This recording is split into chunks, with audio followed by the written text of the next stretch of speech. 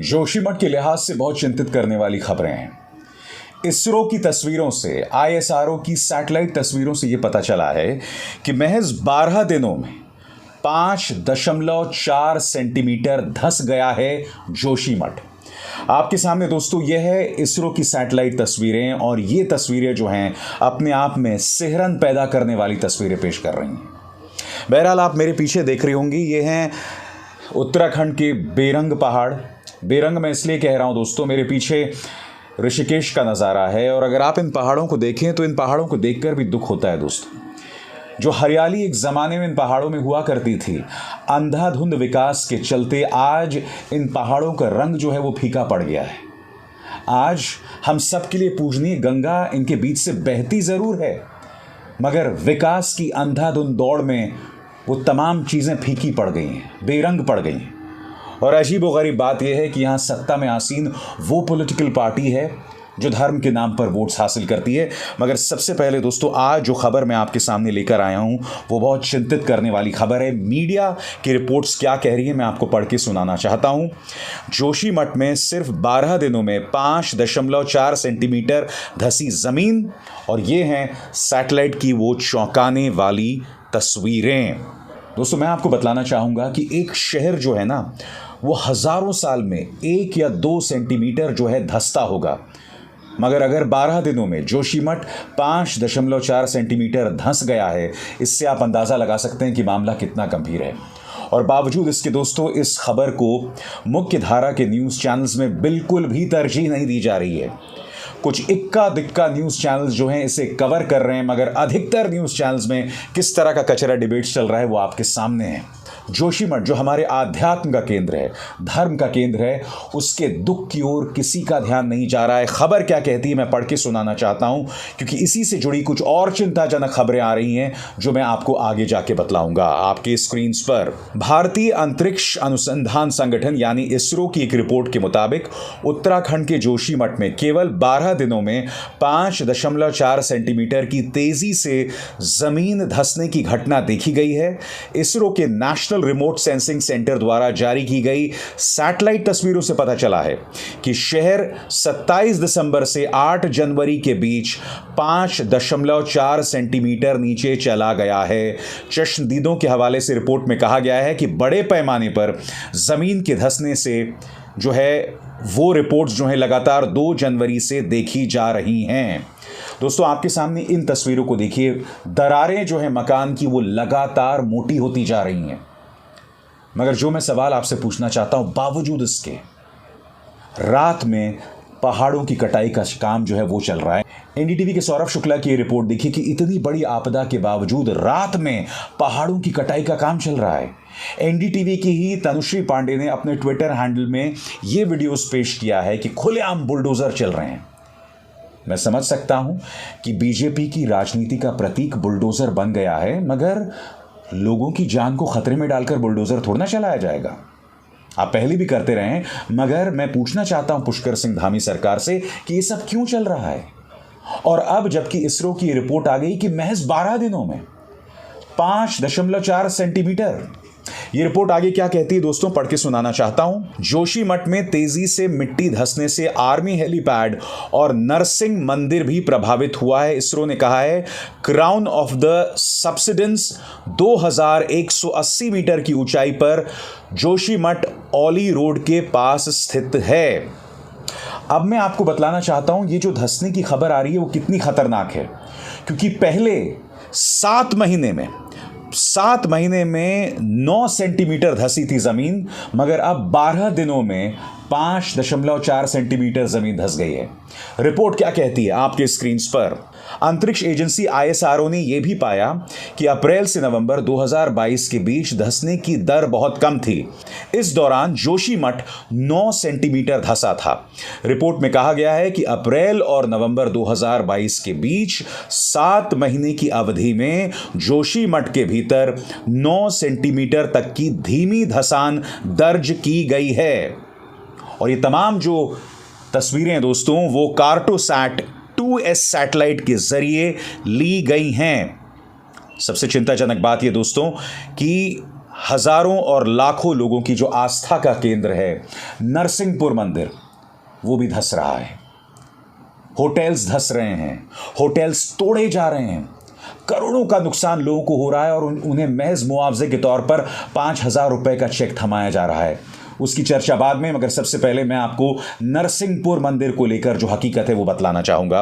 Report क्या कहती है आपके स्क्रीन पर। अंतरिक्ष अनुसंधान संस्थान की इस रिपोर्ट ने जोशीमठ को लेकर सरकार, प्रशासन और स्थानीय लोगों की चिंता बढ़ा दी है। कल ही प्रदेश के मुख्यमंत्री पुष्कर सिंह धामी ने कहा था कि जोशीमठ को हर हाल में बचाया जाएगा। उन्होंने प्रभावित इलाकों का दौरा किया और नरसिंहपुर मंदिर में पूजा अर्चना की तथा भगवान से जोशीमठ की सलामती के लिए प्रार्थना की। अब इसरो की रिपोर्ट के मुताबिक इसी नरसिंहपुर मंदिर में भी खतरा मंडरा रहा है। और ये खतरा कैसे मंडरा रहा है दोस्तों, आपको एक एक शब्द पर गौर करना पड़ेगा। जो मैं आपके सामने तमाम जो रिपोर्ट्स आ रही हैं उसका निचोड़ पेश कर रहा हूं आपके स्क्रीन पर। कार्टोसैट 2S सैटेलाइट से ली गई तस्वीरों में सेना के हेलीपैड और नरसिंहपुर मंदिर समेत पूरे शहर को संवेदनशील क्षेत्र के रूप में चिन्हित किया गया है। इसरो की प्रारंभिक रिपोर्ट के आधार पर उत्तराखंड सरकार खतरे वाले इलाके में रेस्क्यू ऑपरेशन चला रही है और इन इलाके के लोगों को प्राथमिकता के आधार पर सुरक्षित स्थानों पर ले जाया जा रहा है। रिपोर्ट के मुताबिक अप्रैल से नवंबर 2022 के बीच यहां जमीन का धंसाव काफी धीमा था और कुछ देर पहले मैंने आपको बताया कि उस वक्त जमीन का जो धंसाव था ना दोस्तों, वो सिर्फ 9 सेंटीमीटर था करीब 7 से 8 महीने में, और अब 12 दिनों में 5.4 सेंटीमीटर का धंसाव हम लगातार देख रहे हैं। यह आंकड़ा सिहरन पैदा करने वाला है। एक तरफ यह आंकड़ा और यह हकीकत, और दूसरी तरफ लोगों का दर्द। लोगों की करोड़ों की संपत्ति है, लाखों की संपत्ति है, मगर जो उन्हें मुआवजा मिल रहा है वो बहुत कम। मैं समझ सकता हूं दोस्तों, किसी एक सरकार पर इसका दोष नहीं मढ़ा जा सकता, क्योंकि चेतावनियां 1930 से दी जा रही हैं। ये ना भूलें 1976 में मनमोहन मिश्र की रिपोर्ट आई थी और उस MC मिश्रा समिति की रिपोर्ट में भी जोशीमठ के अंदर जो अंधाधुंध कटाई चल रही थी, विकास चल रहा था, उस पर भी चेतावनी दी गई। उसके बाद 1980 में यहां पावर संयंत्र बना, 2006 में NTPC का पावर संयंत्र बना, और तब से जमीन को लगातार यातना दी जा रही थी, पहाड़ों को लगातार यातना दी जा रही थी, पहाड़ों की लगातार कटाई की जा रही थी। दैनिक भास्कर की इस रिपोर्ट ने लोगों के दर्द को सही तरीके से पेश किया है, जो मैं आपको पेश करना चाहूंगा दोस्तों। जोशीमठ में जमीन धंसने का 10वां दिन, 3 करोड़ का घर आंखों के सामने टूट रहा है। कुछ लोगों को सिर्फ 5,000 रुपए की मदद। रिपोर्ट क्या कहती है पढ़ के सुनाना चाहता हूं। उत्तराखंड के जोशीमठ के करीब 100 परिवारों के सिर से छत छिन गई है। अब बारिश, बर्फबारी इनकी परीक्षा ले रही है। 2 जनवरी की रात घरों में दरार आई थी, जो अब 10 दिन बाद मोटी होती जा रही है। बारिश होने पर इन घरों के गिरने का खतरा बढ़ गया है। प्रशासन ने चेतावनी भी जारी कर दी है। लोग अपने करोड़ों के घर टूटते देख रहे हैं। मदद के नाम पर अब तक चंद लोगों को सरकार से 5,000 रुपए का चेक मिला है। और यही नहीं दोस्तों, इन हालात में बर्फबारी भी अब इन इलाकों में शुरू हो रही है, क्योंकि अमूमन क्या होता था, बर्फबारी जो है वो या तो दिसंबर के आखिरी हफ्ते में शुरू होती थी या जनवरी के पहले सप्ताह में।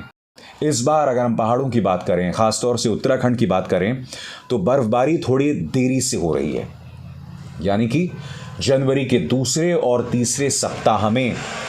इसलिए लोगों को ये दोहरी मार पड़ रही है।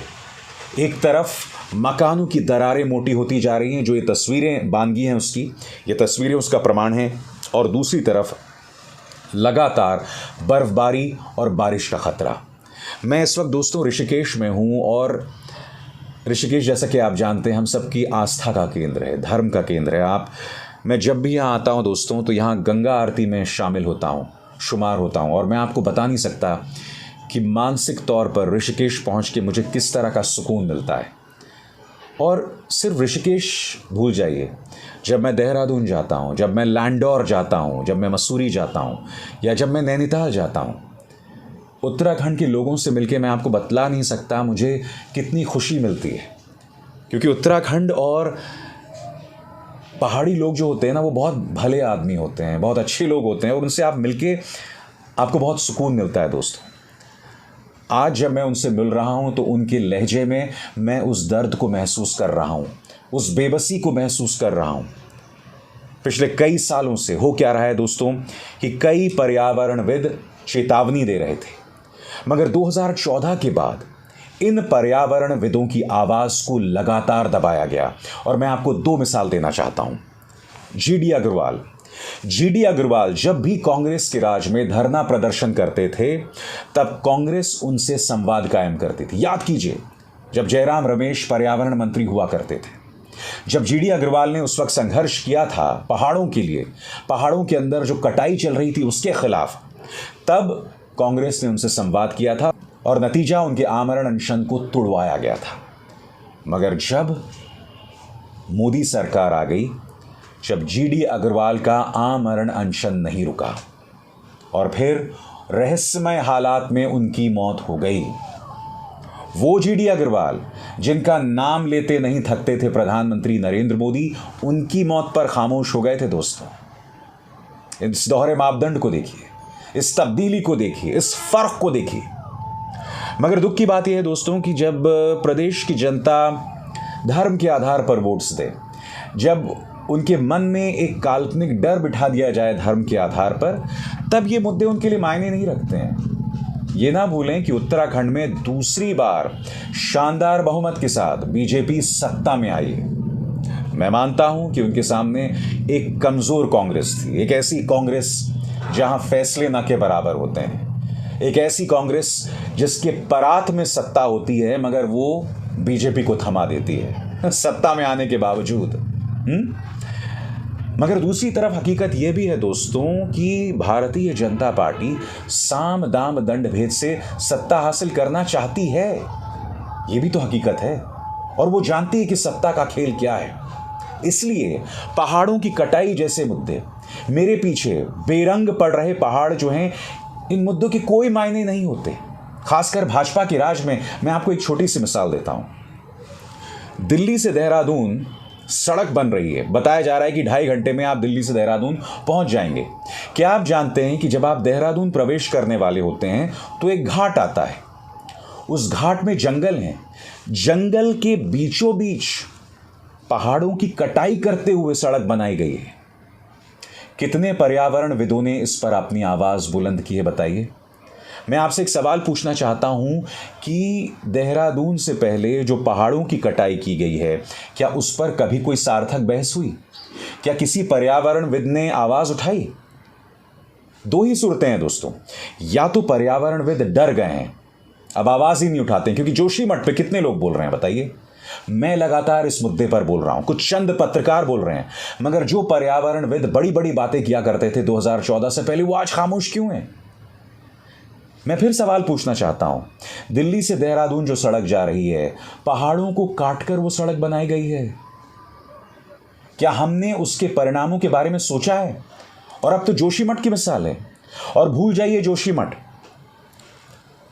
मसूरी, नैनीताल, रुद्रप्रयाग, पिथौरागढ़, और अगर आप दूर चलना चाहें गैंगटॉक, पश्चिम बंगाल का गैंगटॉक, वहां पर भी लगातार जमीन धंस रही है। क्या आप कल्पना कर सकते हैं, आप और हम जो दिल्ली और आसपास के इलाकों में रहते हैं, कहीं एक ऐसा जमाना ना आ जाए जब मसूरी धंस जाए, जब पर्यटन, हमारी रूमानियत, और न जाने कितने लोगों ने अपना हनीमून मसूरी में बनाया है या शिमला में बनाया है, वही जो है वजूद से खत्म हो जाए, सिर्फ इस अंधाधुंध विकास के चलते। यह अपने आप में बहुत चिंता करने वाली खबर है दोस्तों। एक बार फिर इस सैटेलाइट तस्वीर को देखिए। इसरो की तस्वीर में 12 दिनों में जोशीमठ के अंदर 5.4 सेंटीमीटर जमीन धंस गई है। किसको परवाह है बताइए? आप लोग घरों में बैठ के कचरा डिबेट्स देख रहे हैं। रामचरितमानस पर एक वाहियात नेता का अनाप शनाप बयान आता है, मगर मैं आपसे पूछना चाहता हूं, जोशीमठ में हमारा जो धर्म का आध्यात्म का केंद्र वो ज्यादा जरूरी है, लोगों की जान ज्यादा जरूरी है, या ये बेमानी डिबेट्स जो तमाम न्यूज चैनल्स पर चलाए जाते हैं? मैं आपसे सवाल पूछना चाहता हूं। और अगर अब भी आप इन न्यूज चैनल्स में वो कचरा डिबेट्स देखना चाहते हैं तो ईश्वर आपको सद्बुद्धि दे। अभिसार शर्मा को दीजिए इजाजत। नमस्कार।